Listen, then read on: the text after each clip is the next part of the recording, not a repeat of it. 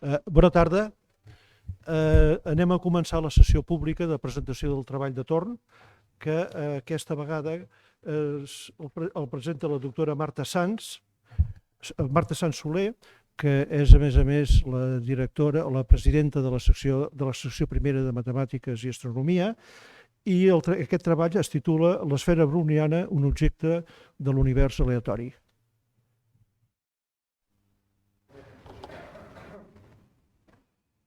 Sí, em sentiu bé? Molt bé. Doncs bona tarda a tothom, moltes gràcies, president.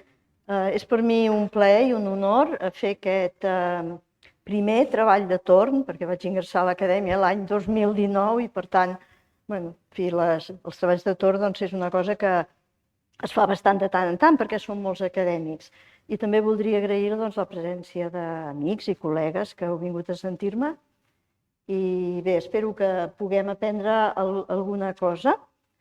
En general, els temes de recerca en matemàtiques no tenen per què ser necessàriament motivats per fets reals. Molts d'ells, i jo diria gairebé la majoria, venen d'una motivació absolutament intel·lectual, però aquest no serà el cas de la conferència, o sigui, del tema que avui us presentaré. La motivació de l'esfera browniana ve de l'estudi de la gravetat quàntica amb dimensió d igual a 2, la dimensió espacial 2. I aquesta gravetat quàntica, de fet, utilitza o la podríem identificar amb models de geometries aleatòries. En realitat, podríem dir la gravetat, matemàticament és geometria, i l'aspecte quàntic són probabilitats. Per tant, ho deixem així. Necessitem geometries aleatòries per entendre la gravetat quàntica. Quan diem geometria aleatòria, podem pensar, bé, quina és la definició d'una geometria aleatòria, un objecte geomètric aleatori? Bé, no podem donar una definició, això és impossible, però el que sí que podem és donar algunes de les propietats que ens permeten d'entendre d'acabar la cosa. Llavors, la primera cosa que podem dir és que s'obtenen, aquests objectes geomètrics aleatoris, s'obtenen per procediments on intervé l'atzar, és a dir, la seva construcció s'utilitza l'atzar, i una altra característica és que oblideu-vos que es puguin definir mitjançant equacions. És a dir, si agafem una esfera convencional, direm, molt bé, és el conjunt de punts a l'espai, tals que la seva distància amb un punt fix és el centre, és constant, i això es pot expressar mitjançant una equació. Aquí no tenim una equació per un objecte geomètric aleatori, en particular per una esfera aleatòria. L'altra característica és que si construïm dos objectes que anomenarem de la mateixa manera, no seran idèntics, o sigui, poden ser molt diferents. Sí que pertanyen a una certa classe, però l'aleatorietat juga aquesta mala passada. Bé, aleshores, una vegada descrit, o espero que entès, el que vol dir un objecte geomètric aleatori, l'objectiu d'avui serà donar-vos, introduir un únic element, o sigui, posar el focus en un element d'aquesta fauna, d'aquest col·lectiu de superfícies aleatòries. I aquest element és el que s'anomena l'esfera browniana o aplicació browniana, però bé, jo li continuaré dient l'esfera browniana. Llavors, què és l'esfera browniana? Doncs la primera descripció que podríem donar és la d'un objecte geomètric, com he dit abans, en el que hi ha definida una noció de distància, això és superimportant, que puguem mesurar distàncies, és aleatori, això ja ha quedat clar, i amb probabilitat 1, és a dir, amb la més alta possibilitat que ens podem imaginar, la podem manipular, sense trencar-la, de forma que esdevingui una esfera convencional. D'acord? Aleshores, aquí amb color lila, això serà un truc que farem amb algunes de les pàgines, poso la definició matemàtica. O sigui, en termes, pels que no sigueu familiars amb nomenclatura matemàtica, bé, els matemàtics és un objecte així, li direm que és un espai mètric, aleatori, homeomòrfic, a una esfera, quasi segurament. però, en fi, en general, doncs posaré coses liles, però ja sigui de paraula, ja sigui en negre i blau, doncs donaré una descripció que em pugueu entendre. I, òbviament, em podeu interrompre, malgrat la solemnitat de la sala, sempre que vulgueu. Bé, esfera browniana. Llavors ja clarament aquest nom suggereix la seva relació amb el moviment brownià. Bé, el moviment brownià potser molts de vosaltres el coneixeu superbé, alguns n'heu sentit a parlar i alguns no heu sentit a parlar mai. No us amoïneu perquè a la primera part de la conferència parlaré del moviment brownià. Per què es diu esfera browniana? Doncs perquè en la seva construcció el moviment brownià intervindrà moltíssim, intervindrà de forma crucial en diverses facetes. I després també perquè té, com el moviment brownià, comparteix dues propietats o dues qualitats. Una és que és un objecte canònic, això potser no se sap gaire què vol dir, però en aquest cas voldrà dir que queda caracteritzat per certes propietats de simetria. D'això no en parlaré massa, però això és realment el que li passa al moviment brownià. I després és universal en el sentit de la física. Universal en el sentit de la física, hi ha diversos sentits, però vol dir que apareix en contexts molt diferents. Té una funció central, universal. I en aquest cas concret del moviment brownià i de l'esfera browniana vol dir concretament que es pot obtenir per aproximacions a partir de successions d'elements que pertanyen a una mateixa classe, en el sentit que comparteixen unes quantes propietats, però són diferents. Són diferents. Després veurem, com que veurem exemples, veureu què volen dir. Ara bé, si comparem l'esfera browniana amb el moviment brownià, doncs veurem que és molt més complexa l'esfera. En particular, no és un objecte pla, és a dir, la seva geometria és molt més complexa. Aquests objectes no els podem dibuixar, només els podem imaginar, i això d'imaginar depèn de la imaginació de cadascú. El que sí que podem fer és construir-los matemàticament. I aquí us he posat unes quantes il·lustracions del que seran o són superfícies aleatòries que porten el cognom de brownià. Hi ha l'arbre, que és aquest primer, la serp browniana, l'esfera browniana, em concentraré en aquesta, el cactus brownià, i si mireu les pàgines web del Jeremy Bettinelli, de l'Igor Korchenski, la cosa va a més, i tindreu tota mena de plantes brownianes que formen part d'aquests col·lectius. Per què he triat aquest tema? L'he triat perquè és un tema molt central en la recerca de probabilitats en aquests moments, però en particular l'he triat per qui són els seus arquitectes.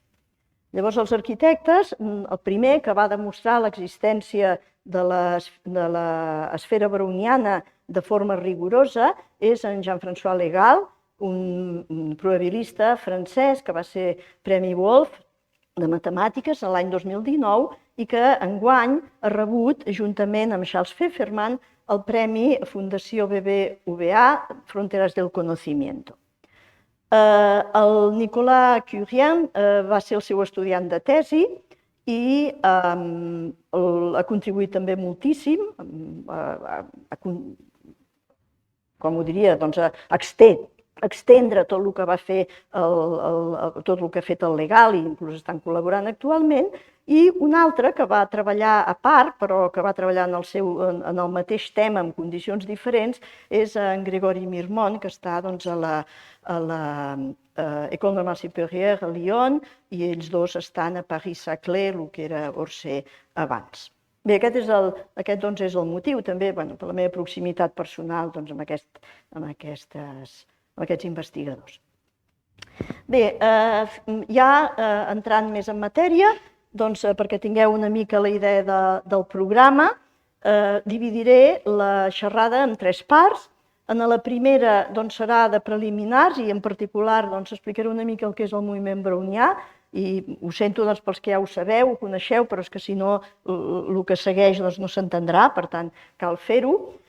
Llavors, la segona part serà la construcció de l'esfera browniana, segons Jean-François Legal, o sigui, explicaré els seus articles, passaré una mica per sobre de la seva construcció, i aquí insistiré en la metodologia i sense fer una demostració matemàtica, perquè això crec que aquí està fora de lloc, el que sí faré és una exposició dels arguments utilitzant gràfics. Una mica, diríem, d'estar per casa, però en fi, amb dignitat, espero.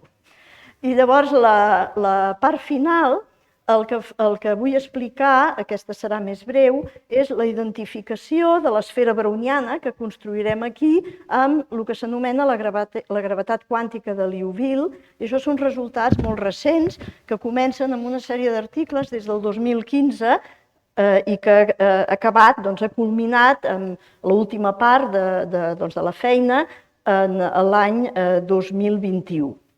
Ja donarem les definicions i perquè s'entengui. Perquè, diríem, aquesta última part el que fa és lligar diferents àrees de la física matemàtica i la probabilitat. I, per tant, m'ha semblat interessant acabar amb això. Bé, jo haig de dir que no soc especialista ni en teoria de camps, ni en gravetat quàntica de Liouville, ni en res de tot això. Per mi ha sigut una motivació també entendre-ho, però tot això està lligat amb les equacions amb derivades parcials estocàstiques, i d'això sí que hi entenc una mica, i per tant aquí entra el meu interès. Bé, doncs anem a la primera part, que és la part del moviment brownià. El nom de moviment brownià ve d'un botànic escocès que va viure a cavall entre el segle XVIII i XIX, i Robert Brown. Diríem, el que ha donat lloc a el que és la definició posteriorment del moviment brownià es troba en un article que podeu trobar a internet, perquè tot es troba a internet, que té un títol molt suggestiu, diu un report sobre les observacions microscòpiques fetes el mes de juny, juliol i agost de 1827 sobre les partícules contingudes en el pol·len de plantes i sobre l'existència general de molècules actives en cossos orgànics i inorgànics. Aquest senyor era un científic notable, i aquí, encara que estic segura que no podeu llegir-ho, però hi ha totes les seves afiliacions com a membre d'acadèmies, o sigui que li deu faltar aquesta, però no sé si, però poques més, que era una persona molt notable. Llavors, és molt interessant llegir aquest article perquè, de fet, un espera que com un botànic estigui ple de dibuixets i de coses d'aquestes. No, res de tot, vull dir, és com una novel·la sense il·lustracions, tot és lletra, i explica això, o sigui, ell buscava explicacions, penseu que la teoria atòmica no estava desenvolupada, i volia explicacions de com es produïa la fecundació en plantes. O sigui, aquests grans de pol·len que estaven en suspensió en un líquid, quins eren els seus moviments perquè es produís la fecundació i per què això era degut. És a dir, aquestes molècules, deia les molècules de la vida, que tenien aquestes molècules d'especial. Llavors, és molt descriptiu en el sentit que diu el tipus de lents que utilitzen al laboratori, el tipus de líquid que posa, el tipus de llavors que posa, etc. Però la seva gran sorpresa va ser que aquest moviment erràtic que va descriure dels grans de pol·len també es produïa en matèria inorgànica. I llavors això, diríem, va trencar una mica els esquemes de l'època, perquè una cosa era la vida i l'altra cosa era la pols que trobava a Londres, que també la va analitzar. És a dir, que és interessant. Clar, si al costat, si al llegir això poséssiu una criatura que digués, què està dient aquest senyor que em llegeix l'article, doncs faria un dibuixet com ara aquest. O sigui, per exemple, això potser seria el moviment de la pols de Londres i el vermell potser seria un gra de pol·len. O sigui, que aquí simplement amb aquest article és una digressió i es descriu aquest moviment erràtic, sí que en un moment donat diu que segurament la temperatura del diluent i tal pot tenir un efecte en el moviment, és a dir, introdueix una mica la termodinàmica, però res clar. Bé, aquest article va tenir molta transcendència, suposo que per lo ben escrit que està, i transcendència dins del món de la biologia, de la botànica, però també dins del món de les matemàtiques. Jo dins del món de les matemàtiques no en parlaré, perquè si no seria una conferència només en moviment brownià, i faré un salt. I el salt és, doncs anirem a parar a Albert Einstein, que va treballar sobre un tema similar, però ja d'una manera molt més científica, evidentment, estudis de molècules en suspensió.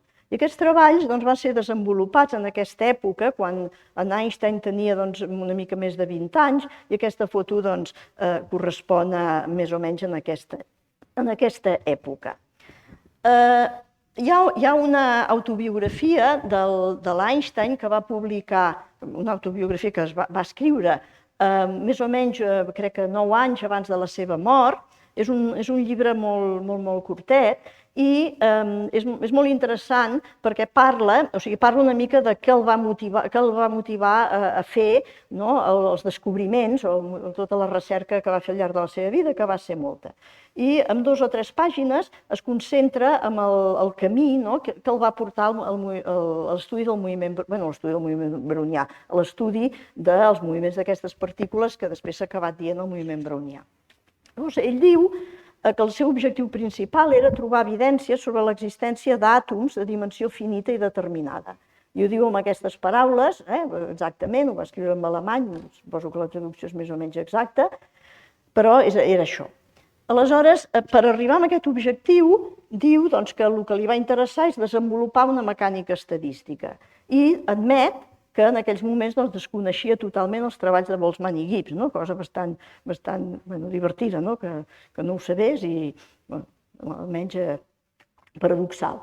I a partir de la mecànica estadística desenvolupar una teoria cinètica molecular de la termodinàmica. I, evidentment, tenint aquesta teoria, seria capaç d'entendre el que s'observaria com a moviment de partícules microscòpiques en suspensió. I admet també el desconeixement absolut de les observacions de Brown i dels treballs posteriors. Ell anava per lliure i va publicar 5 articles que es troben en revistes conegudes, aquí no les poso, però que van ser publicades conjuntament el 1926, amb l'idioma que toca, n'hi ha en anglès, n'hi ha en alemany, i estan anotades. És un llibre, les anotacions són d'aquest senyor, Firth, o no sé com es pronuncia, i aquest mateix llibre va ser després, aquest recull, va ser traduït a l'anglès i hi ha una publicació de Dover, que jo em vaig baixar d'internet, del 1956, i recull això.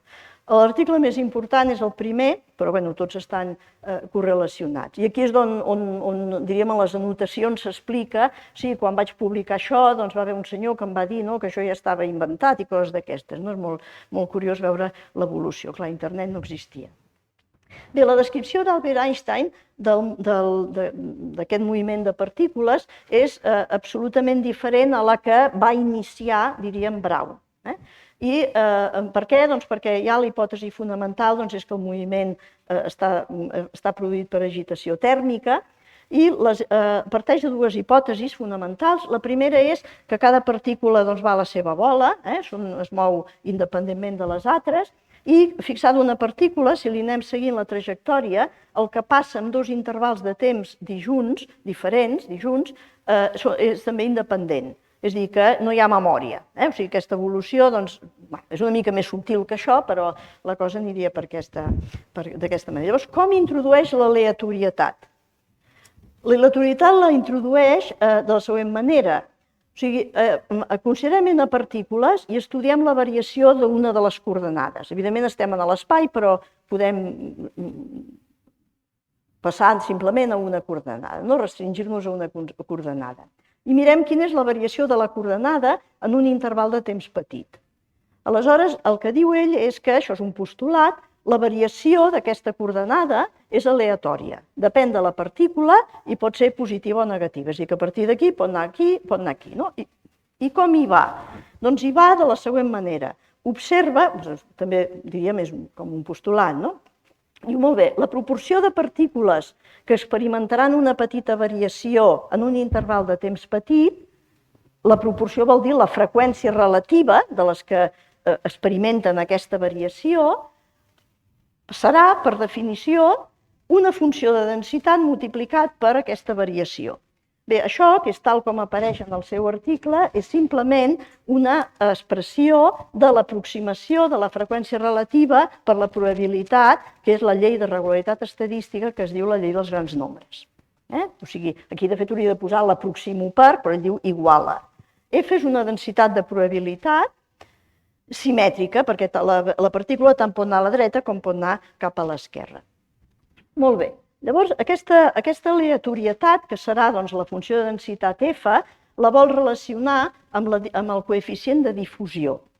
La difusió està produïda pel moviment tèrmic de les molècules, aquí intervé la pressió osmòtica, etc.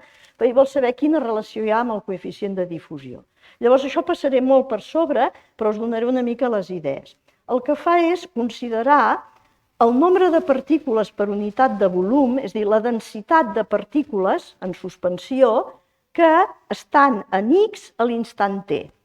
I llavors, per un argument de probabilitats totals, de dir, a partir d'aquí puc anar a tots els valors possibles amb unes certes probabilitats, que seria aquesta fórmula, o sigui, per un argument de probabilitats totals, d'esgotar totes les possibilitats, planteja aquesta igualtat. Llavors, el que farà serà que hi ha la variació en temps i que hi ha la variació en espai.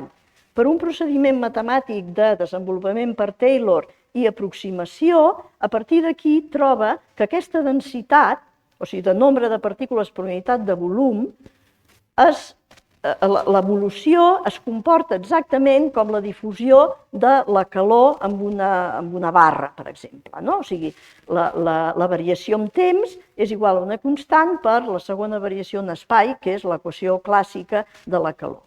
Però les constants en física són extraordinàriament importants. Aquest coeficient D que apareix aquí és el coeficient de difusió que ell identifica amb aquests càlculs com la variància de l'aleatorietat que hi ha posat. D'acord? Llavors això el porta a calcular el número d'Avogadro, etc. Molt bé. Llavors aquesta equació de la calor, que és com van evolucionant les partícules, té una solució, això és ben conegut, i la solució és la campana de Gauss, és a dir, la densitat gaussiana. Té aquesta forma. D'acord? Llavors, si ara passem revista, sense ficar-nos gaire en la part matemàtica, el que sí m'interessa destacar és que a Einstein no li interessava com eren les trajectòries. Les trajectòries eren contínues i s'ha acabat, si eren més fines o el que li passava tant li feia. El que ell va fer és donar una teoria sobre l'estadística de les trajectòries. I ara us explicaré com amb aquest dibuixet. O sigui, si agafem una partícula, i aquesta partícula va fent ziga-zagues, etc. Una altra, ziga-zagues, etc. Llavors aquí tinc moviments de partícules, trajectòries de partícules, i per tant, amb un temps t, que seria aquest t, aquestes partícules es trobaran en uns certs llocs. Llavors, aquests llocs, evidentment, són aleatoris, perquè la trajectòria és aleatòria. Ell ha dit que hi havia una aleatorietat en aquest moviment. Doncs bé, el que passa és que aquesta distribució s'adiu amb una distribució gaussiana. I al passar el temps, aquesta distribució gaussiana, òbviament, aquesta campana de Gauss, es va fent més plana. Per tant, aquí hi ha el fenomen de la difusió. És a dir, tenim l'estadística de les trajectòries i com evolucionen al llarg del temps. Aquesta és la visió d'Einstein del moviment brownià. Bé, esclar, les dues visions, una visió estadística i una visió més trajectorial, clar, en el fons s'han de posar en relació. I això ho va fer Wiener, Norbert Wiener, a partir de ja la teoria més avançada de la probabilitat i tota l'axiomàtica de Kolmogorov i de la definició de procés estocàstic.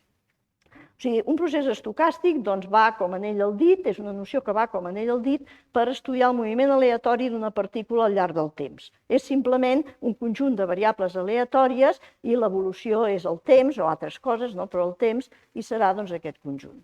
Llavors, la definició de Wiener ara ja és purament matemàtica, que ja no hi ha intuïció. O sigui, evidentment, la intuïció ve de l'Einstein. Llavors, aquí tenim un moviment, que és el moviment aleatori d'una partícula al llarg del temps. És simplement un conjunt de variables aleatòries i l'evolució és el temps o altres coses, però el temps i serà aquest conjunt. Llavors, la definició de Wiener ara ja és purament matemàtica, que ja no hi ha intuïció. O sigui, evidentment, la intuïció ve de l'Einstein. Diu, molt bé, un moviment brownià serà una col·lecció de variables aleatòries, tal que, si agafem dos intervals de temps, la diferència té una llei normal, i si agafo intervals disjunts, doncs els increments són independents. Això exactament és el que va postular, va ser una de les hipòtesis d'Einstein, això ho va treure de retruc i, propietat important, com a definició, les trajectòries són contínues. Llavors resulta que es pot demostrar, amb tècniques de probabilitat, que hi ha un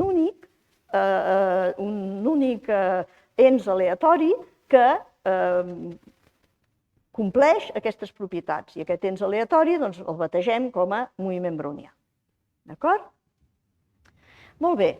Aquest moviment brownià té un caràcter universal, no sé a quina hora he començat.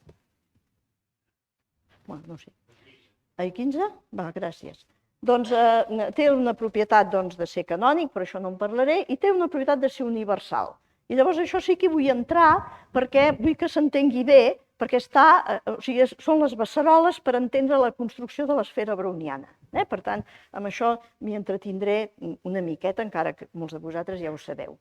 Bé, per entendre aquest caràcter universal del moviment brownià, em posaré en una situació molt senzilla, que és un altre teorema clàssic de regularitat estadística que ensenyem als estudiants de matemàtiques, almenys, i d'estadística segur que també, que és el teorema del límit central. El teorema del límit central diu el següent, és regularitat estadística. Suposem que tenim una successió d'observacions independents d'un fenomen aleatori. O sigui, ens mesurem les pressions, ens mesurem, jo què sé, qualsevol cosa. La temperatura, el que sigui. Observacions independents. Això són variables aleatòries. Llavors, aquestes observacions independents, aquestes variables aleatòries, el pes dels vostres fills, etc., doncs tindran un valor mig i una desviació típica, que és el valor mig de la desviació al voltant de la mitja, dit així per sobre. I agafem les sumes parcials d'aquests termes de la successió. D'acord? Doncs bé, sigui quina sigui l'aleatorietat que hi posem, resulta que quan agafo la suma, li resto la mitjana, faig aquí una mica de manipulació, i normalitzo per arrel de n, el sigma és una constant, tant ens fa, i normalitzo per arrel de n, això convergeix cap a una normal 0,1. O sigui, hi ha aquesta regularitat estadística. I la manera de convergir és amb distribució, que vol dir en aleatorietat, mesurant la funció de distribució, hi ha una convergència de les funcions de distribució. La normal 0,1 ja ha sortit, la normal 0,1 no ha sortit, però ha sortit una normal quan us he explicat la campana de Gauss, solució de l'equació de la calor. En realitat, totes les normals surten per transformacions afins d'una normal mare, que és aquesta, la blava, que és la que té, és simètrica al voltant del 0, per això he posat 0, i té una certa desviació normalitzada que li diem 1. A partir d'aquestes, per translació i per homotècies, puc fer-la més plana o fer-la més punxeguda, doncs obtindrem tota la família de normals. O sigui, el fet que aquí surti 1 és perquè hem dividit per la desviació típica. Però la idea que us ha de quedar és que fent una renormalització per arrel de n, independentment de l'aleatorietat, patapum, em trobo amb la normal 0,1. I això és el caràcter universal, per això es diu teorema del límit central. El límit és central. D'acord? Molt bé, llavors, això és per variables, però clar, les variables, això no són ni moviments de partícules ni coses d'aquestes. Per tant, ara haig de passar de valors aleatoris a funcions aleatòries. Els valors aleatoris serien els valors serien els valors d'aquestes sumes, normalitzades o el que sigui, i ara vull passar a corbes, a funcions. Molt bé. El que he dit abans, de calcular aquestes sumes, per exemple, agafem un cas concret. Suposem que aquestes variables aleatòries només prenen valor 1 i menys 1 amb probabilitat 1 mig. Per què no? És un cas particular. Llavors, si jo vull dibuixar això, doncs ho puc imaginar com una persona que no sap on anar i llença una moneda, si li surt cara doncs se'n va a la dreta i si li surt creu se'n va a l'esquerra. Això se'n diu una passejada aleatòria. Evidentment ho podem fer amb una moneda i ho podem fer amb tècniques probabilístiques una mica més complicades. Llavors aquí amb els punts dibuixo el que li passa en el moviment d'aquest senyor o senyora. És a dir, si li ha sortit creu va cap avall, si li ha sortit creu va cap avall, ara va cap amunt perquè li ha sortit cara, etc. Obtindré un núvol de punts d'aquest tipus. Si aquests punts els uneixo per rectes, faig una interpolació lineal, doncs passo ja simplement a una corba, una corba molt senzilla, però és aquesta.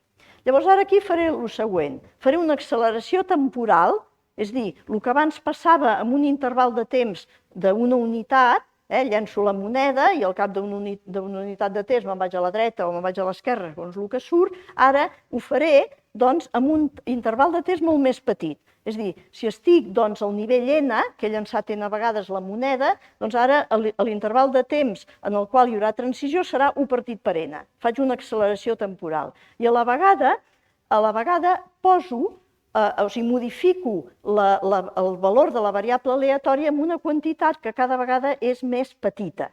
O sigui, que estic sumant cada vegada coses més petites i cada vegada passen més coses en un interval de temps donat. Llavors aquí això li podem dir la tècnica de l'acordió, o sigui, faig zup, amb la qual cosa, realment, aquest tipus de gràfica, que ja n'he dibuixat diverses, aquest tipus de gràfica esdevé una gràfica d'aquest estil.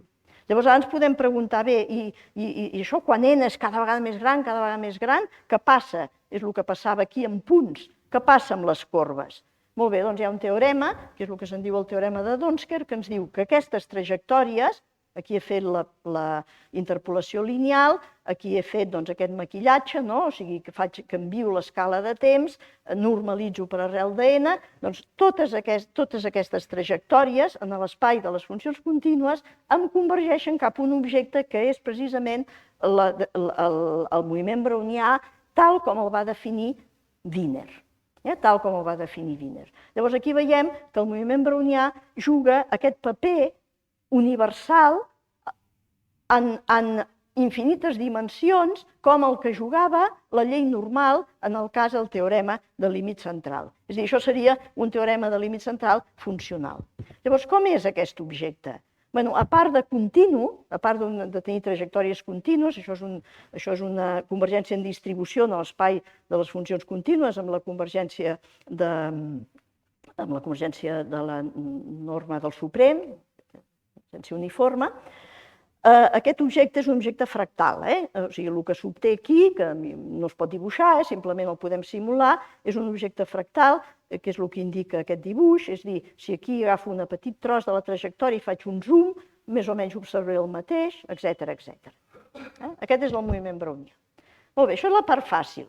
Això seria el moviment brownià amb R, llavors si això ho feu en l'espai o en el pla, les coordenades seran moviments brownians com els que he construït abans o com el que us he explicat abans i en el pla o en l'espai està més en la línia de les observacions físiques, òbviament.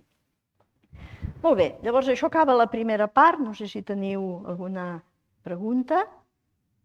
No? Doncs ara passaré al tema central, l'esfera browniana. Bé, l'esfera browniana, doncs, més o menys tindrà aquesta pinta.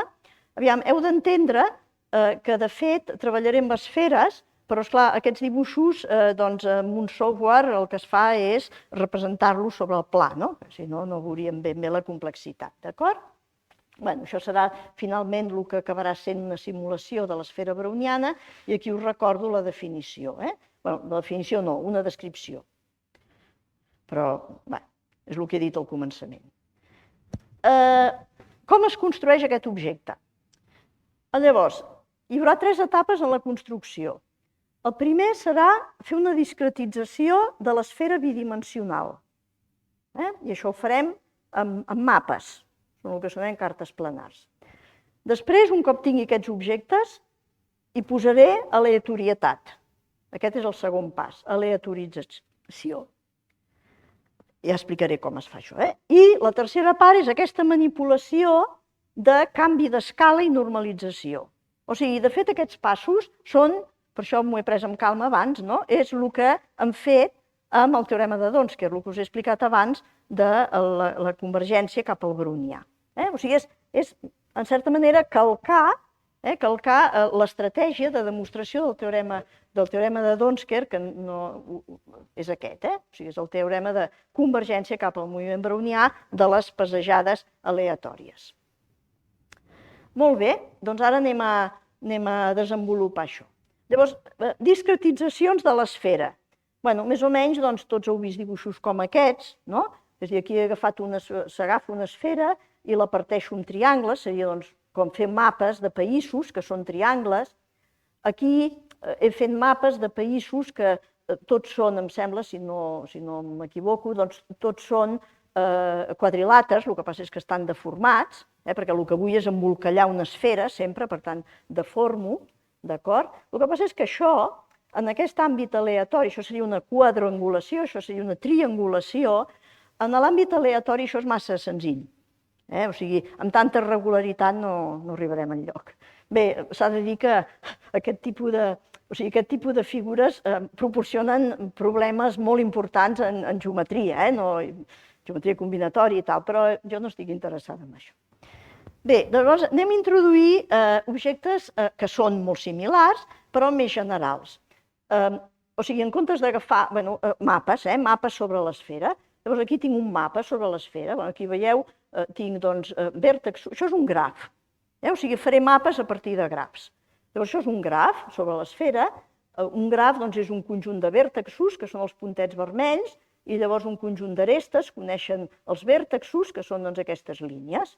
Llavors aquí queden uns espais tancats, que són les cares, i per exemple aquí tinc un triangle molt mal girbat, perquè l'he deformat, aquí tindria un quadrilàter, encara més mal girbat, aquí tinc una cosa raríssima, que de fet és un pentàgon, perquè aquesta la faig comptar 2 vegades per un motiu que tampoc us explicaré, perquè està suelto i el conto 2 vegades, que queda més bé, i etcètera. Vull coses d'aquestes. Aleshores, en general em va molt més bé dibuixar, perquè em queda molt més clar dibuixar-ho sobre un pla. Cap problema, perquè ho dibuixaré en un pla i després embolicaré l'esfera deformant. Embolicaré l'esfera, sí, deformant. Per exemple, això és una quadrangulació. I és important, perquè tot això té a veure amb combinatòria numerativa, etc.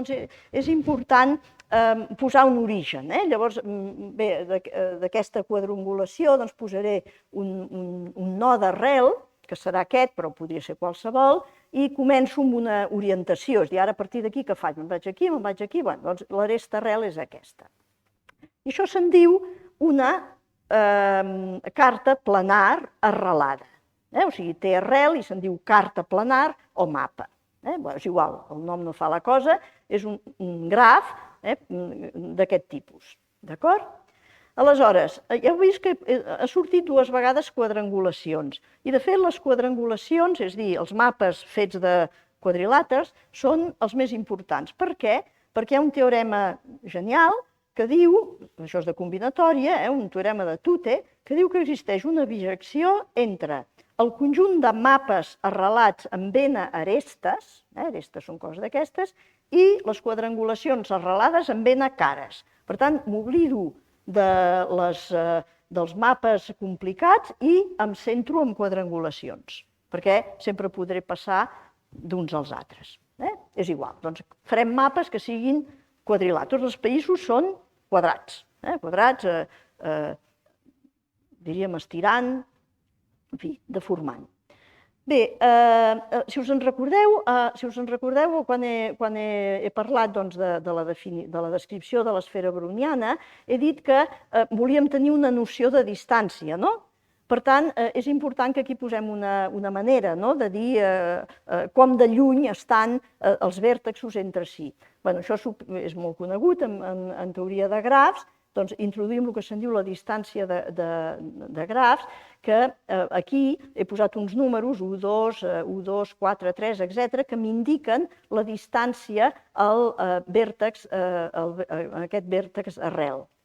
D'acord? Llavors, és el mínim nombre d'arestes que uneixen els dos vèrtexs en qüestió. Per exemple, per anar d'aquí a aquí, doncs hi puc anar de diverses maneres, però el camí més curt és anar primer aquí, després aquí. Per tant, 3 arestes, 3. El mateix donaria si anés per baix, no? 1, 2, 3, d'acord? Però podria fer altres moviments. Llavors, tinc una quadrangulació, d'acord? Aquesta quadrangulació té uns vèrtexos, aquests vèrtexos, en aquest conjunt de vèrtexos he posat una distància, que és la distància de graf, i això em dona un espai mètric compacte, que això als matemàtics ens agrada molt, d'acord? I és igual, vull dir, és un objecte simple de manipular, d'acord? Ara, què passa? Clar, ja us he dit que haurem de fer un procés límit. Llavors, en certa manera, m'haig de posar en un marc d'espai mètric que em serveixi per qualsevol tipus de mapa i qualsevol n.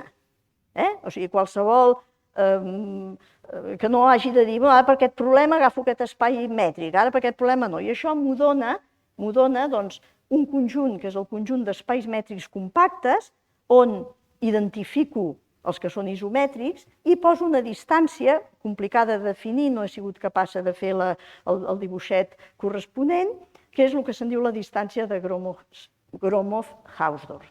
Llavors, aquest conjunt d'espais mètrics compactes, vull dir, la idea intuïtiva és la de compacitat, amb una certa distància, d'acord? Doncs resulta que és un espai que pels matemàtics és òptim, no? És un espai polonès, espai mètric, separable i complet. Això, com que no es veuran les demostracions, no veurem la utilitat, però dir que és realment un bon espai per poder tractar aquests problemes. Molt bé, llavors ara ja tenim els ingredients per entendre quin ha sigut, com va construir Legall i companyia l'esfera browniana. Llavors, aquí us poso el teorema. Això va començar amb Legall el 2007, amb casos particulars, etc., Mirmont, com us he dit abans, i això arriba fins ara, amb últims resultats de Dario Berri i Albenque, i el teorema diu el següent. Aquest és el teorema que tothom pot entendre. Per cada n, triem a l'atzar una p-angulació, poseu quadrangulació amb n cares, és a dir, jo poso les quadrangulacions amb una cara, amb una bossa, amb dues cares, amb una altra bossa, amb tres cares, amb una altra bossa, etc. I m'imagino que això són urnes, d'acord? Llavors trec a l'atzar un element de cada una d'aquestes urnes, amb la qual matemàticament el que estic fent és construir una successió de variables aleatòries amb distribució uniforme a valors en el conjunt de les quadrangulacions d'n cares, per tot n, d'acord? Molt bé. Aleshores, faig l'escalat, i l'escalat consisteix en... Recordeu que la distància de graf entre dos vèrtexos consecutius era 1. Doncs ara, per decret, dic que serà 1 partit per arrel quarta de n. En el teorema del límit central era arrel de n, aquí és arrel quarta de n. O sigui, faig un escalat. Doncs molt bé, resulta que en el límit, un límit difícil d'explicar què és, quan n tendeix a infinit, em dona un objecte que és l'esfera browniana. Llavors, tingueu en compte una cosa. O sigui, quan he fet la p-angulació, la quadrangulació, el que he construït és un objecte geomètric, d'acord? Amb una distància, d'acord? És a dir, que aquests elements aleatoris són elements geomètrics, espais mètrics aleatoris. Això és el que són, d'acord? Llavors, d'alguna manera, puc identificar el límit. I aquest límit serà l'esfera browniana. Clar, quan dic identificar el límit, vull dir, primer que convergeix, d'alguna manera, i segon, que sé dir coses d'aquest objecte. Llavors, les coses que sabem dir, o que saben dir els que ho han construït, és que la dimensió de Hausdorff és 4, és a dir, té un comportament fractal i, a més, està molt absolutament descrit, té dimensió fractal 4, això ve a dir que necessitaria n elevat a 4 boles per cobrir aquest objecte amb esferes de ràdio partit per n. Aquesta és la... No m'he equivocat, oi? Va, molt bé. I, a més, si manipulo aquesta cosa tan rara, sense trencar-la, acabaré trobant una esfera de les convencionals, de les de tota la vida. D'acord? És a dir, tots aquells pics que van sortint, puc anar manipulant i em surt una esfera bidimensional. Bé, en termes matemàtics, no m'extén, aquest seria el teorema, això és la successió de variables aleatòries, la manipulació que faig amb la distància, el límit és un límit amb la convergència amb distribució en aquest espai amb la distància de Gromov-Hausdorff. Hi ha tècniques per estudiar la convergència amb distribució de variables aleatòries amb espais polonesos, etc. O sigui, tenim la tècnica, però, òbviament, aplicar la tècnica no és fàcil. Però la idea que us heu de quedar és aquesta d'aquí. Aquesta d'aquí és la idea. D'acord? Llavors, s'assembla al Donsker, però no tant. Digues. Sí. No. Sí. Bueno. Sí.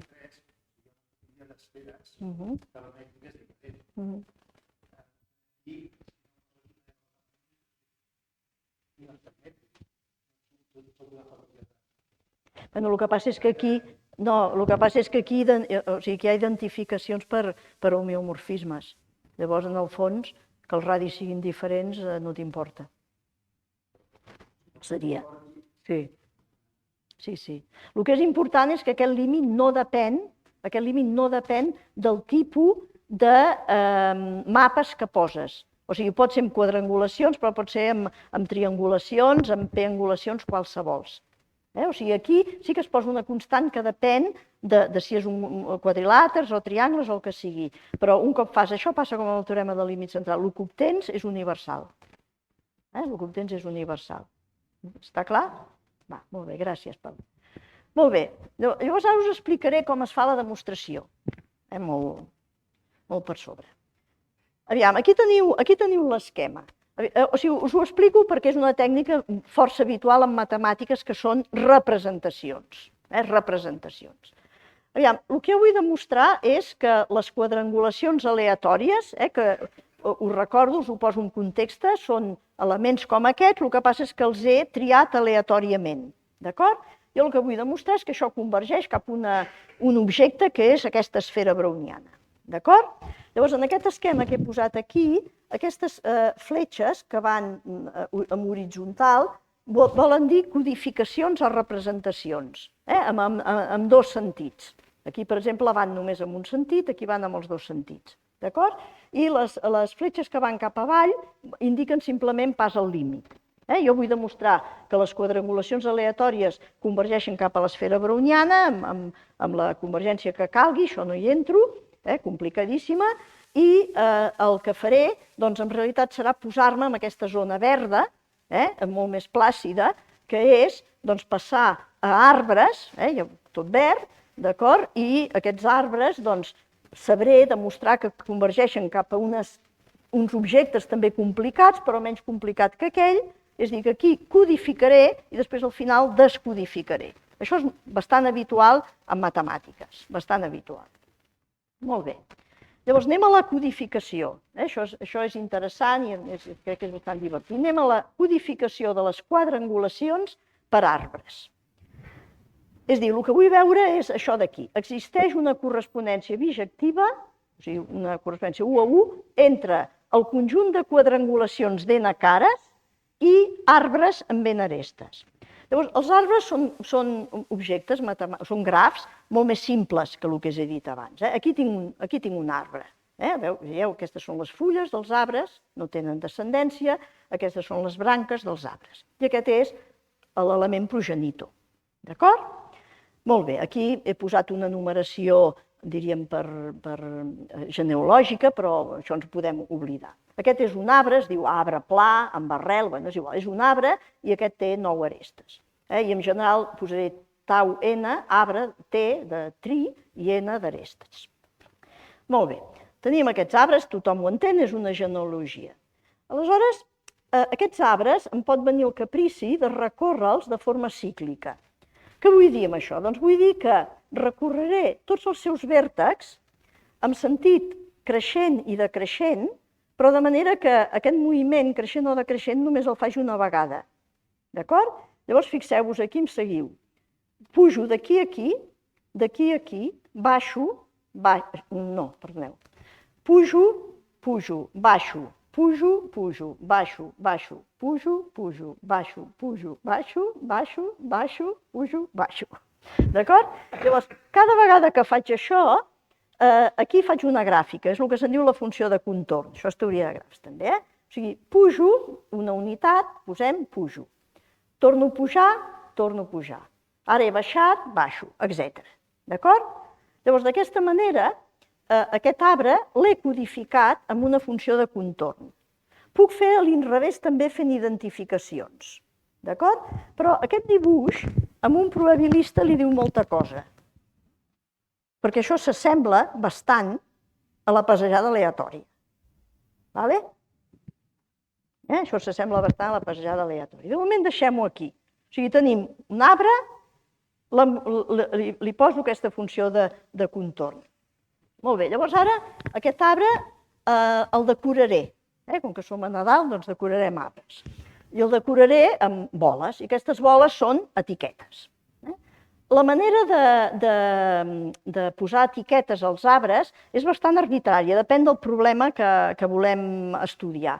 Però una mica la regla són aquests nombres vermells que he posat aquí, que és molt críptic, però una mica la regla és que entre dos vèrtexos consecutius no puc passar de més de 1 o menys 1. O sigui, si a un li poso 1, l'altre pot ser o menys 1, o 0, o 2.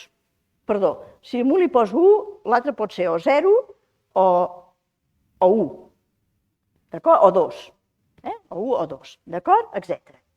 Bé, res, o sigui, posem boles als arbres. I això se'n diu un arbre etiquetat. I llavors hi ha un altre teorema tan genial com el de Tute o més, que em diu que existeix una bijecció, o sigui, una altra vegada una representació, entre el conjunt d'arbres decorats, amb boles, que tenen n arestes, i el conjunt de les quadrangulacions amb n cares. La part directa, és dir, que de cada arbre puc trobar la quadrangulació, és del Cory Bakelin de l'any 1991, i la contrària, és a dir, anar d'aquí a aquí, va ser un resultat de Schaeffer de 1998, fixeu-vos la distància de temps. La codificació de l'arbre per la quadrangulació és molt més complicada, en canvi, la codificació de l'arbre per la quadrangulació és un algorisme, o sigui, fes això, fes això, fes això, fes això, fes això i acabes. D'acord? Aquí ho tinc escrit, però no hi vull passar-hi. El que us heu de quedar és amb el resultat, és dir, les quadrangulacions, ens en podem oblidar, passo arbres. D'acord? Passo arbres. Molt bé. I aleshores ara ja tinc els arbres etiquetats, que estic aquí, les quadrangulacions les identifico amb arbres etiquetats, i ara intentaré passar al límit la successió d'arbres etiquetats. D'acord? Aquests arbres etiquetats, doncs, els he tret de quadrangulacions, i aquestes quadrangulacions les havia triat a l'atzar, per tant són aleatòries. Molt bé, llavors el que faig primer és fer el límit de les funcions de contorn. Clar, ja es veia venir, ja us ho he dit, no?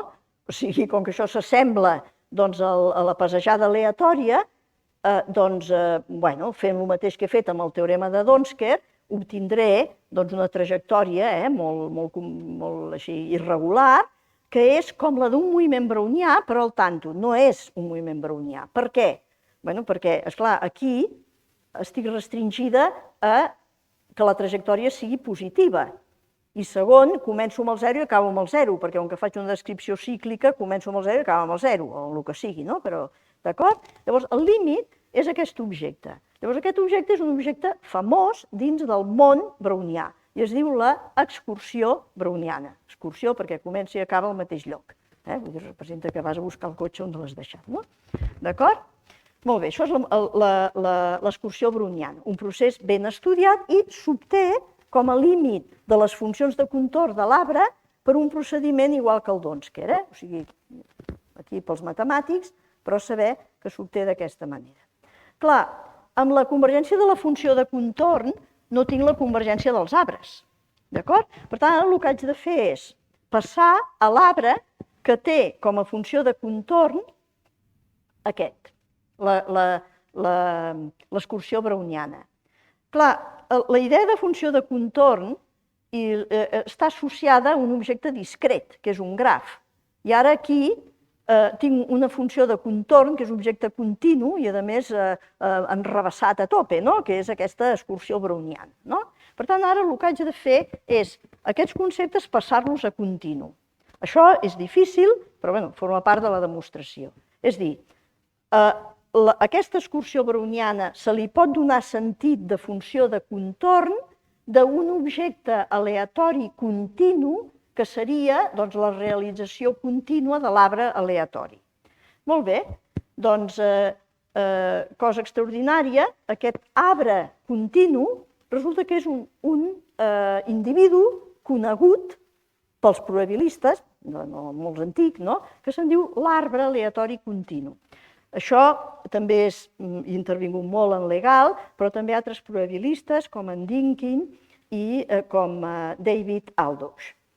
Aquest objecte és el que surt molt, o sigui, surt especialment quan fem estudis de processos de ramificació, processos de creixement de poblacions, genealogies, d'acord? I la seva simulació és aquesta.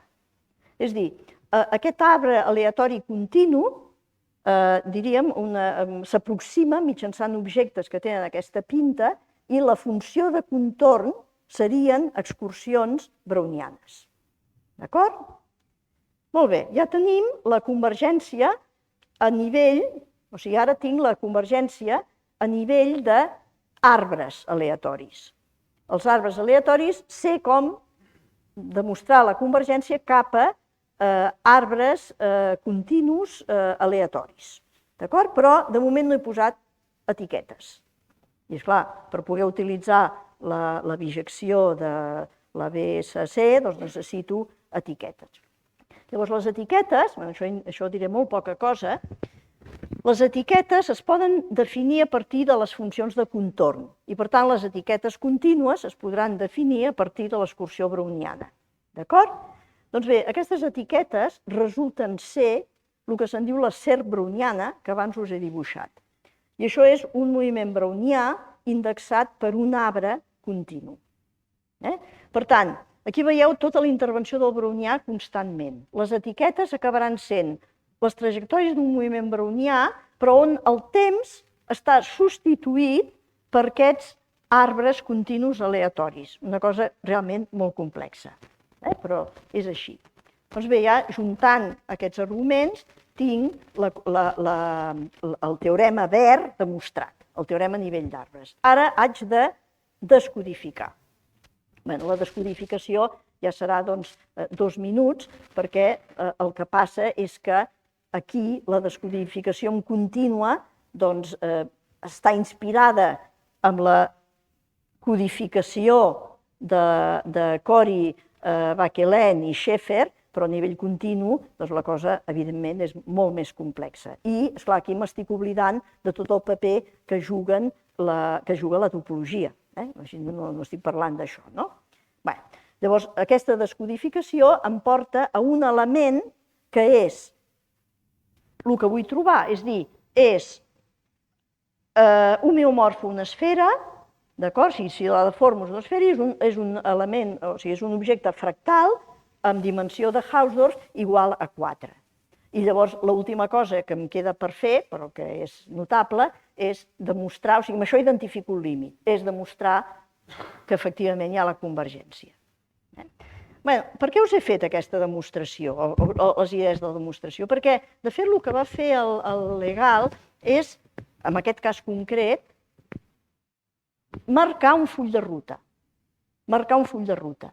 És a dir, ell ho va fer, ell concretament ho va fer amb triangulacions i el Mirmont ho va fer amb quadrangulacions i l'últim que s'ha fet és amb triangulacions, perquè malgrat que hi ha isomorfismes, les coses s'han de posar bé per tot el tema de les mètriques. Però és un full de ruta, és a dir, ens diu com puc obtenir geometries aleatòries a partir de discretitzacions tipus coangulacions o el que siguin. D'acord? I hi ha exemples que s'han donat, amb això no vull insistir, el pla brownià, el disc brownià, el torus brownià, objectes similars a l'esfera browniana, no tan similars, aquest és molt diferent, però que es poden construir utilitzant el mateix full de ruta. I això és important. I això hi està treballant moltíssima gent actualment. Òbviament, això dona també lloc a l'estudi de les geodèsiques. Altres direccions molt recents és no considerar geometries parabòliques sinó hiperbòliques, i això està relacionat, per exemple, amb els treballs de la Marianne Mirzakhami en particular. En fi, és tot un camp que dona molt de sí per temes actuals i futurs de recerca. Això és l'esfera browniana. Llavors, amb això acabo la construcció de l'esfera browniana, o sigui, la manera de construir-la, i ara passaré, en 5 minutets acabo, no sé si estic fora de temps o no. Bé, 5 minutets més? Doncs ara parlaré de la relació de l'esfera browniana amb la gravetat quàntica. Llavors, per això, uns petits preliminars. Això seria com notació. Bé, el moviment brownià m'ha interessat introduir-lo de la manera més habitual, que és la descripció de Brown, molt per sobre, i la versió d'Einstein i després Wiener, com a procés estocàstic. Però, de fet, el moviment brownià també el puc definir com un vector aleatori infinit dimensional on les components són normals independents. Llavors, aquesta visió, que és el que he escrit aquí, és dir, en comptes una normal és una normal, molt bé. Un vector normal és un vector on les components són independents i normals. Doncs un moviment brownià és una successió de normals independents, d'acord? Però aquí, o sigui, està construït sobre l'espai, un espai de funcions, que és l'espai L2. Llavors, SUPI és una base ortonormal de L2 que dona l'estructura de covariància del moviment brownià, perquè en els processos aleatoris, evidentment, i més en relació amb física-matemàtica, és molt important les correlacions. Llavors, la correlació del moviment brownià ve donada per un producte escalar en L2, i això dona aquesta representació. Molt bé, això és massa fàcil, el nivell que m'ha arribat ara. Això és a la primera estona de la conferència. Llavors, posem-nos en un escenari més general. Agafem una superfície de Riemann, és igual que sapigueu el que és com no és, agafeu l'esfera, d'acord? Llavors, a les superfícies de Riemann hi ha una mètrica, una manera de mesurar. Agafem la mètrica de Riemann compatible amb l'estructura conforme. Això vol dir que és compatible amb transformacions conformes, que són les que conserven angles, d'acord? Això és important també, no sols en matemàtiques, sinó en física. Molt bé, doncs tinc aquest objecte, l'esfera o la superfície de Riemann amb la mètrica conforme. Aleshores, ara el que faré serà substituir, això és com una mena de model, és com un protocol. Doncs aquest protocol ara el copio, però en comptes d'agafar una base ortonormal de L2, que és el que em donava la covariància del brownià, agafo una altra covariància, que em ve donada per un producte escalar de gradients. Això, per integració per parts, em porta a una expressió similar a aquesta, o sigui, aquí també tinc un nombre infinit de variables aleatòries normals, però ara la construcció que estic fent, per això multiplico per una base de funcions pròpies del laplacià sobre la superfície de Riemann. I d'aquesta manera construeixo l'objecte sobre aquesta superfície, que en aquest cas pot ser l'esfera. Bé, això és un objecte que entendre'l porta la seva feina, perquè és un procés estocàstic però a valors en les distribucions. O sigui que, matemàticament és delicat. Això és el que se'n diu, els físics diuen el Gaussian Free Field, el camp lliure gaussià. Aquí teniu una simulació d'un camp lliure gaussià sobre el torus, una superfície compacta. D'acord? O sigui, veieu que és això és una simulació supercomplexa. Molt bé. Llavors ara anem ja a fer la relació. Bé, La teoria conforme de camps és la teoria quàntica de camps invariants per transformacions conformes, el que us he dit abans, de transformacions que conserven els angles. I, en part, o sigui, per una matemàtica que no sap gaire física com jo, doncs l'estudi d'aquesta teoria conforme de camps vol dir camps quàntics, mesures, si voleu, en superfícies de Riemann. En superfícies de Riemann. Llavors, un exemple de camp quàntic en superfície de Riemann és la gravetat quàntica de Liouville. Això és un nom com un altre. O sigui, és un camp quàntic conforme. D'acord? La gravetat quàntica de Liouville, li posem l'EQG, si no tinc mal entès, va ser estudiada, no sé si introduïda, per Alexander Polyakov en els anys 80, és un físic que està a Princeton, i la idea és la següent. O sigui, tenim una mètrica de Riemann, que és la G. Això és determinista. Però ara el que farem serà pertorbar-la aleatòriament. I llavors la pertorbaré per una exponencial, això ve de les equacions de Liouville, però no m'hi ficaré, per una exponencial d'un paràmetre gamma multiplicat per aquest procés que he construït abans, que és el camp lliure gaussià. D'acord? És a dir, perturbo la mètrica riemanniana per aquest element aleatori. Això no té el més mínim sentit, o sigui, em fa vergonya escriure-ho d'aquesta manera perquè això no té sentit. És a dir, que vol dir l'exponencial d'una distribució, que vol dir multiplicar, que vol dir tal, no? Però bé, se li pot donar sentit, en fi, ara us diré el resultat. És a dir, la idea és pertorbació aleatòria. Òbviament, si ho entenem com amb l'àlgebra i geometria i càlculs que sabem fer, doncs si gamma és igual a 0, no pertorbem. Per tant, aquí estic introduint una pertorbació aleatòria que per gamma pràcticament, si gamma és 0 no pertorbo, i per gamma petit pertorbo poc, i a l'acabar augmentant gamma doncs pertorbo més i més.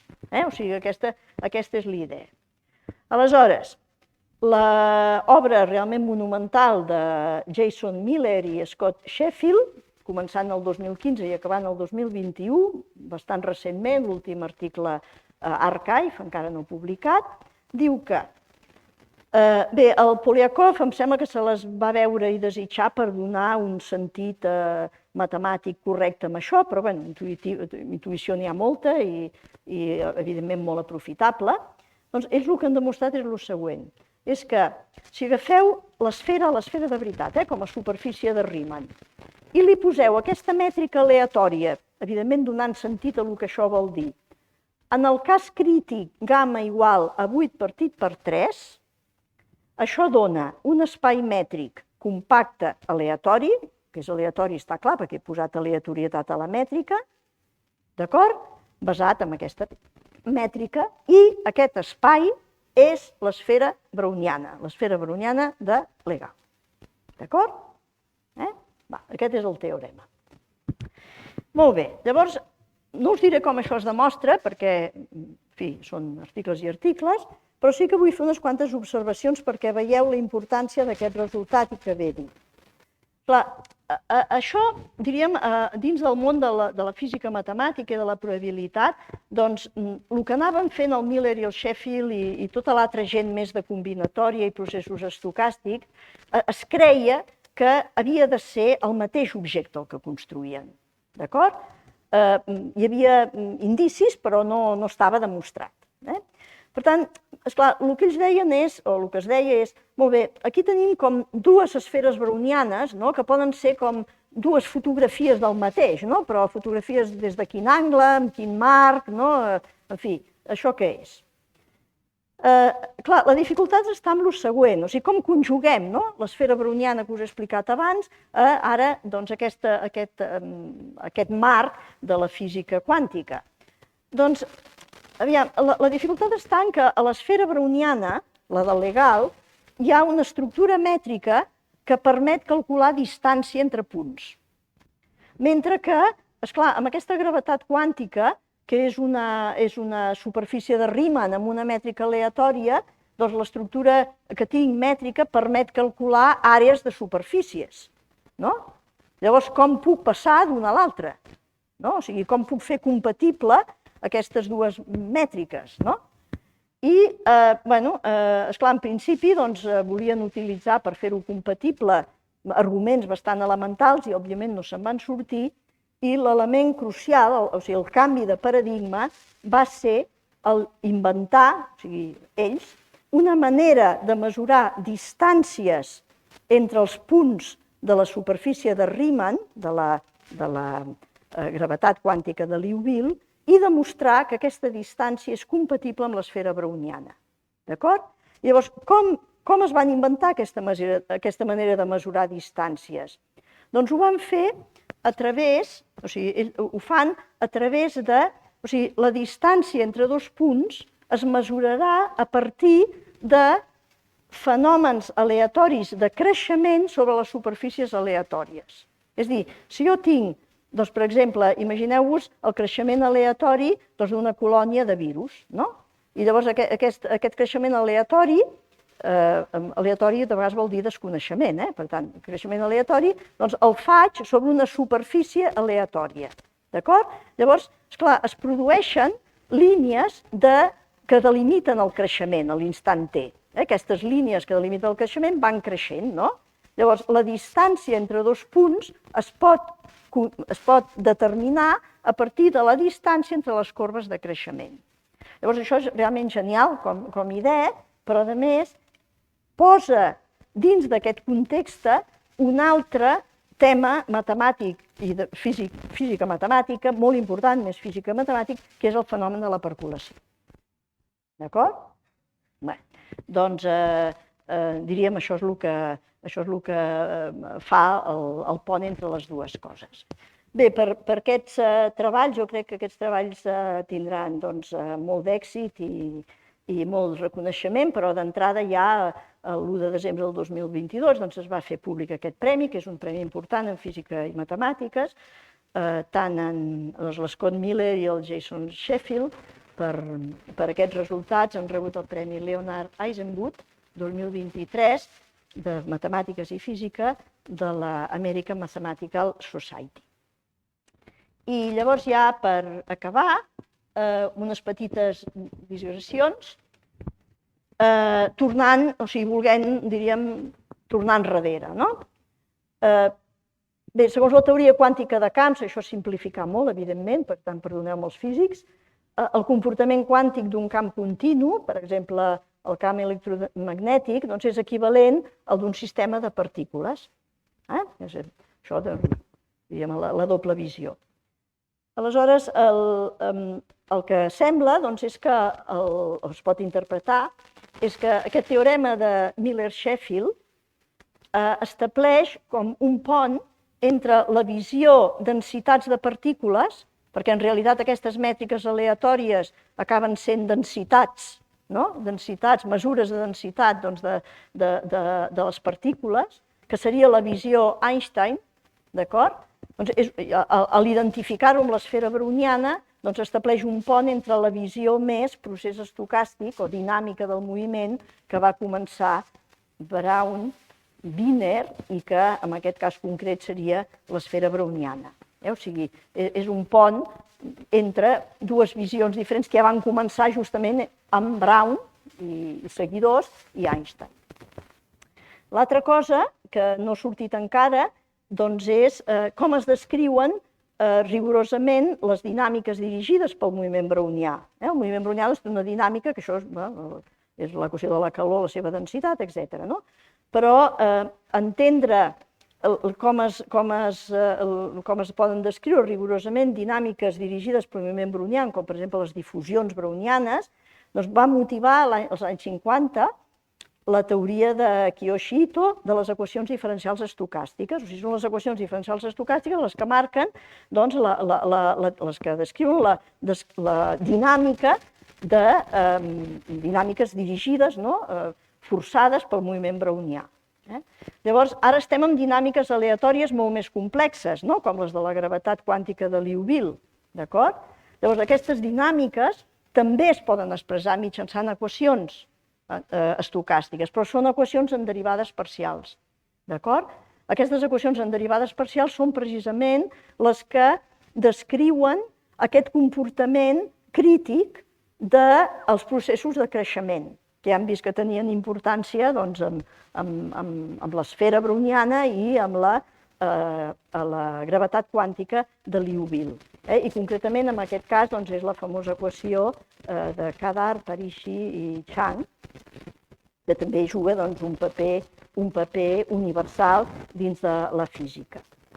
I llavors, clar, diríem, tota la recerca sobre aquest tema actual doncs, va amb la línia de descriure doncs, com es poden relacionar equacions amb derivades parcials estocàstiques no lineals, no? Com la Canghiliar o que sé, moltes altres, no? Quina és la geometria aleatòria que es té associada. No? Tot això és un camp de recerca doncs, molt ampli que posa doncs, diríem, molts elements importants en contacte, d'acord? Amb tècniques realment diferents, però diríem amb la finalitat última d'entendre aquest paper universal que certs objectes juguen dins de la física matemàtica explicada en termes probabilistes. Bueno, i ho sento que m'he allargat una mica, gràcies per la vostra atenció i espero que hagueu après alguna cosa.